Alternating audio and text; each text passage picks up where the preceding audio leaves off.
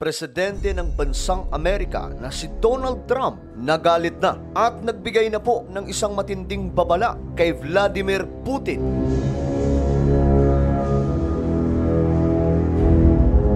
Digmaan ng Amerika at Russia, posible nga bang mangyari anumang oras?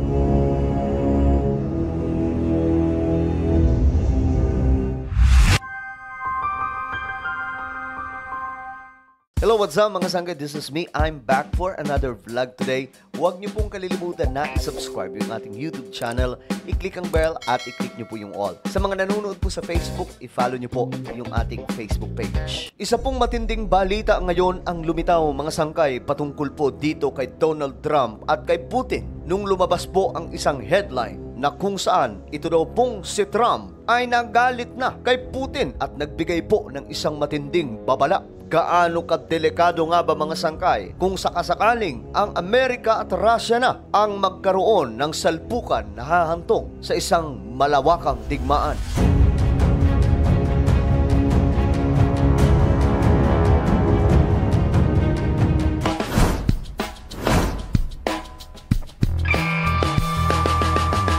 Sa panahon po natin ngayon mga sangkay ay tila baga normal na lamang po na napapanood po natin sa mga balitaan ang awayan ng mga bansa. Dahil napakarami mga bansa ngayon ang meron pong conflict, including our country mga sangkay. Ang Pilipinas ay humaharap po sa isang matinding sigalot laban po sa China.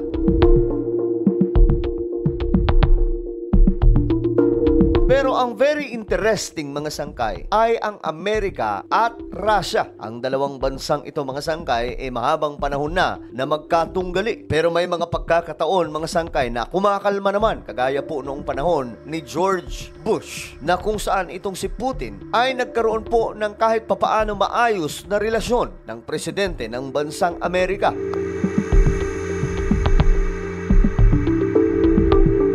At ngayon naman mga sangkay, nung umupo itong si Donald Trump bilang presidente ng bansang Amerika sa pangalawang pagkakataon, nagparamdam po kaagad ito ng pagpapahayag ng kanyang kagustuhan na ayusin at pagbatiin ang Russia at Ukraine. At lagi po niyang sinasabi mga sangkay na malapit na kaibigan ni Trump si Putin. Kilala po natin mga sangkay itong si Putin, isang leader na authoritarian, walang kinakatakutan mga sangkay at matagal na pong panahon na naninilbihan bilang presidente ng bansang Russia. Ang Russia po ay may napakalakas na puwersang militar. Sa ating panahon ngayon mga sangkay, pumapangalawa po ang Russia sa Amerika na may pinakamalakas na sandatahan. Nangunguna naman po mga sangkay ang bansang US na may pinakamatinding puwersang militar at pumapangatlo ang China. Noong umupo si Donald Trump mga sangkay, marami po ang umasa sa buong mundo na maaayos na itong problema o itong sigalot ng bansang Russia at Ukraine.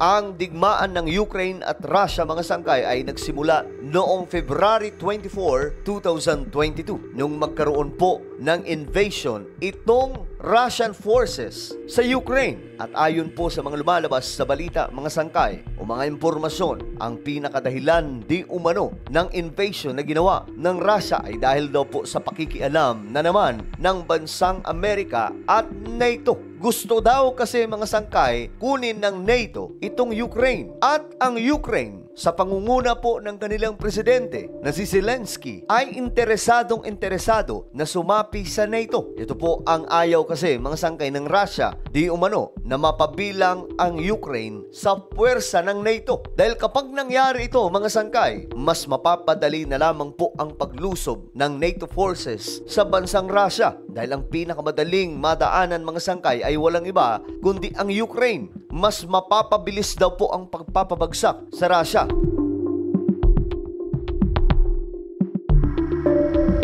Si Putin kasi ay nag-aalala mga sangkay. Noon pa man kasi ang mga leader ng Russia ay lagi pong nag-aalala sa posibleng mangyayari na magkaroon muli ng isang matinding digmaan sa pagitan po ng mga bansa sa Europe o sa West countries laban po sa Russia.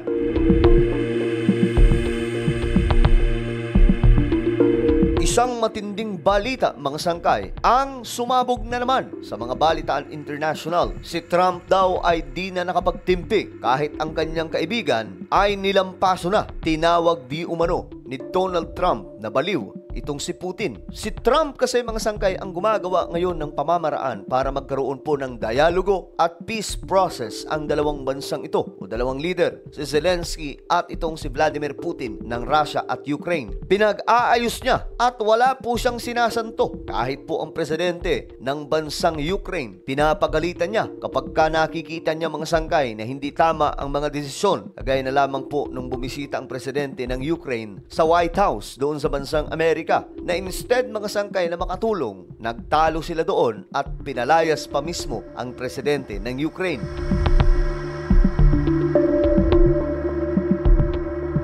Talagang wala pong sinasanto itong si Donald Trump. Kasi ang gusto talaga ni Trump ay maayos na ang dalawang bansang ito at wala na pong ano pang pwedeng maging rason para matigil na itong digmaan. Masyadong umasa itong si Donald Trump na sa pamamagitan po ng kanyang leadership at pagkakaibigan nila ni Putin, matitigil na po ang digmaang ito. Gumawa po si Donald Trump ng pamamaraan para maayos ang sigalot ng dalawang bansa. Binuo niya ang isang grupo mga sangkay na siyang gagawa ng pamamaraan para magkaroon ng dialogo at pag-uusap para sa kapayapaan ng dalawang bansang ito. Ngunit ang ipinagtataka ni Donald Trump mga sangkay, simula pa po noong mga nakaraang buwan, meron na daw pong ginagawang peace process. Subalit itong si Putin patuloy pa rin daw sa mga pag-atake papunta sa Ukraine.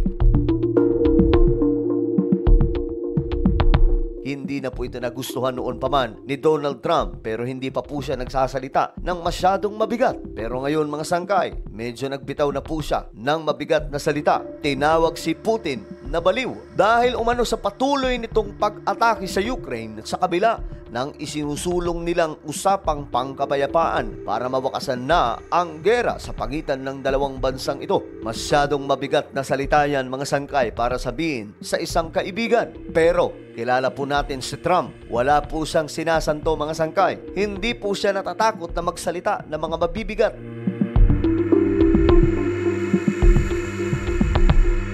Sa pakikipag-usap at pagharap ni Donald Trump sa mga media bago po siya sumakay mga sangkay sa Air Force One sa Morristown Municipal Airport noong linggo, inamin po ni Trump mga sangkay na nauubusan na siya ng pasensya, napupuno na siya kay Putin mga sangkay sa ginagawa nitong pag-atake sa Ukraine. Hindi na po niya nagugustuhan ang nangyayari dahil instead na maayos ang problema mga sangkay, dinadagdagan pa po ng dinadagdagan daw po ni Putin ang mas malawak pang digmaan. Ayon po sa post ng Pangulo ng Bansang Amerika sa kanyang social media, palaging mayroon daw po silang maayos na relasyon ni Putin. Pero mayroon daw pong isang bagay na nangyari sa kanya. Siya na raw po ay nababaliw. Marami daw po siyang pinapatumbang mga tao. Ang mga missile at mga drone ay pinapalipad daw po sa mga syudad ng Ukraine nang walang kahit na anong dahilan. Yan po ang mabigat na inilantad ni Donald Trump sa kanyang social media account. Nag-ugat mga sangkay ang galit ni Trump kay Putin mula po sa tatlong magkakasunod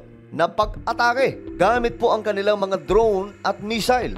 Isipin nyo na lamang mga sangkay, kayo ay gumagawa ng pamamaraan para masaayos ang problemang ito. Subalit habang gumagawa kayo ng dialogo para po sa pangkapayapaan, itong si Putin patuloy naman po sa pag-atake. Umabot pa nga po sa punto mga sangkay na nagdeklara na nga ng ceasefire ang dalawang bansang ito. Ngunit laking gulat pa rin po ni Trump bakit may mga pag-atake pa rin ang Russia na ginagawa sa kabila po ng ceasefire na idineklara. Kung kaya't hindi na po nakapagtimpi itong si Trump mga sangkay at tinawag na pong baliw si Putin. Ngayon mga sangkay, nagbabala itong si Trump kay Putin. Ayon po sa report mga sangkay, kung target ng Russia na kubkubin o sakupin ang buong area o buong bansa ng Ukraine, ito daw ang magiging mitsa ng pagbagsak ng bansang Russia.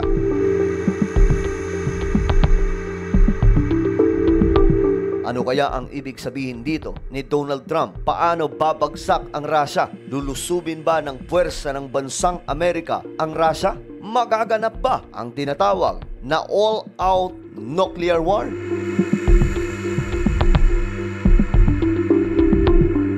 Alam nyo mga sangkay, isa sa kinakatakutan ngayon ng buong mundo ay ang pagputok ng ikatlong digmaang pandaigdigan. At kung ang dalawang bansang ito, mga superpower na bansa, maglaban, panigurado mga sangkay, magkakaroon po yan ng matitinding kampihan. Kasama po yung mga kaalyadong bansa at hahantong po ito sa ikatlong digmaang pandaigdigan. At hindi po ito basta-basta magiging madali. Dahil mga sangkay, sa panahon po natin ngayon, masyado pong mataas ang teknolohiya na ginagamit sa pandigma. At alam po natin na mayroon pong mga nuclear itong mga higanting bansa.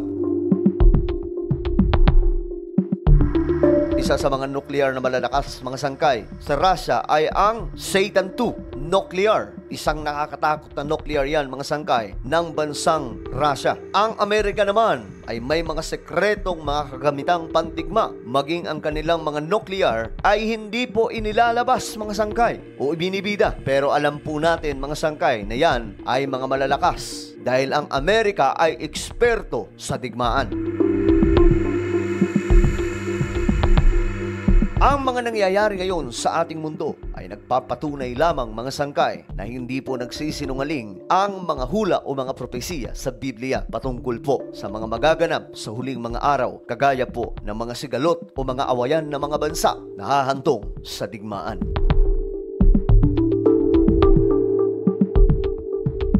Ano po ang inyong opinion mga sangkay sa ating napag-usapan ngayon? Just comment down below. Huwag niyo pong kalilimutan na i-subscribe yung ating YouTube channel.